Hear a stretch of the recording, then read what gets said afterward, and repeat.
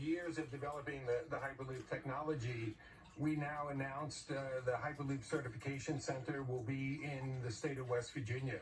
And this really gives us the opportunity now to move forward on the commercialization and the deployment of Hyperloop for the United States and beyond. Wow, so what are we cool. really looking at here? We're really looking at the first new form of mass transportation that we've had in over 100 years. Wow. We're looking at transportation that will be incredibly fast, Wow, up to that's 670 awesome, bro. miles per hour.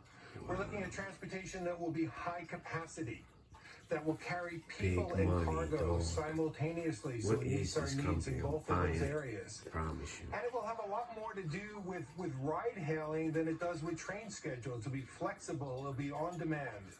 And the last part of it that I really love is that it will accomplish all of that without polluting the air that we breathe. And so we really put together a package of how to be able to do this that gives us what we want, that will be able to connect places in ways that perhaps we've never imagined before. And I think that will open up incredible opportunities for us. It's obviously a huge infrastructure undertaking. To take advantage of those speeds at 600 more miles an hour, it would be ideal to hook up cities. I mean, I also wonder when I hear about this, what would it do to the airline industry? Right. Well, I think it really works best for routes that are what the airlines refer to as short haul. So it's not changing New York to Los Angeles, for example, but I do think it offers a much more convenient way of connecting cities across the country.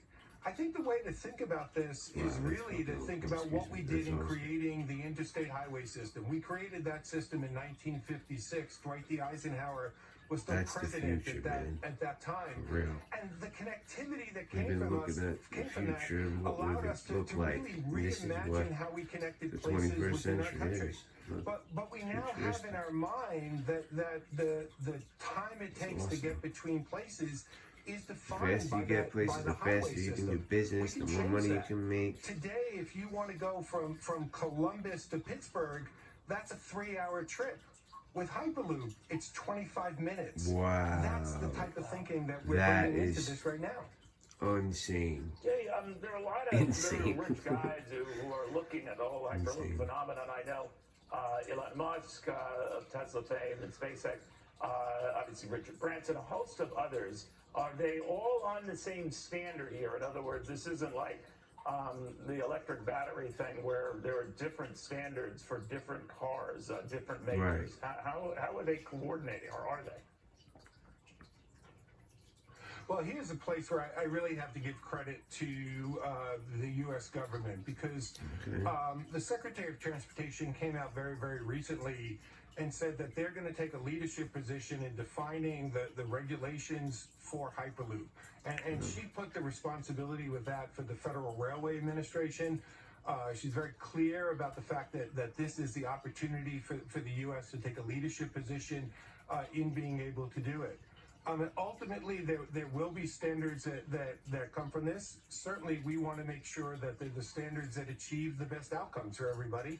And I think we'll get there. I don't think that's the most difficult challenge for us to be able to meet.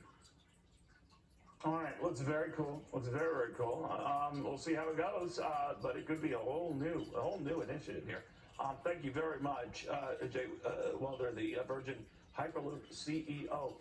We have a lot more coming up. The Dow in and out of session highs right now, buoyed by very strong retail sales. It really comes back to that. It comes back to you. Retail, we're spending money out there.